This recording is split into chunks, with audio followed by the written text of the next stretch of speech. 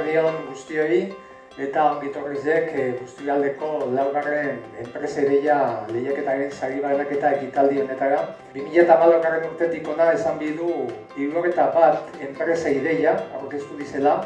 Laugarren edizio honetara 15 enpresa ideia edo enpresa martxan dagozanak aurten martxan jarri dizenak dauz ordezkatute hemen.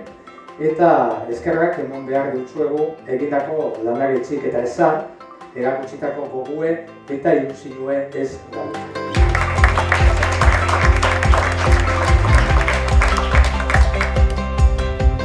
Lehiaketa honi buruz igez entere nintzen, igez parte hartu neban, eta igez sari bat irabazi neban, eta aurton nik ezin izen eban joan, lagun bat eskatu notzon mesedie joaten alko bazan nire partez, eta berak hartu ban nire sari zen.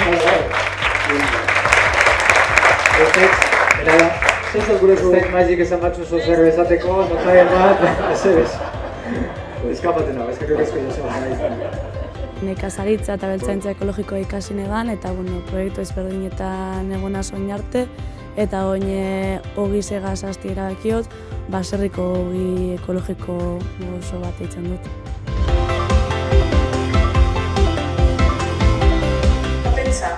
Sari etzute dozen ideak edo saririk ez dakoien arte danat izela importantiek eta garrantzitsuek eta onak Busturialderako eta Bizkairako.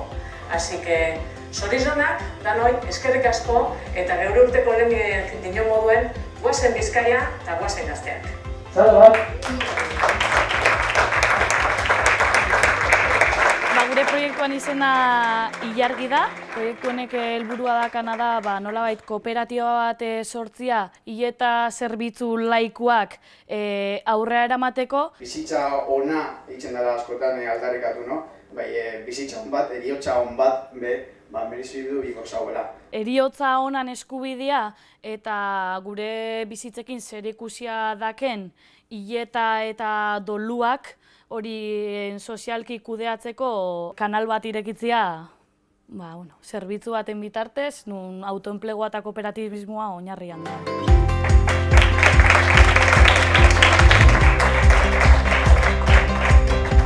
Enpresa zuzendaritza ikasketak egin dutaz, Sarrikon, eta bertan ezagutu nuen Eneko Uriarte, Gasteiztarra.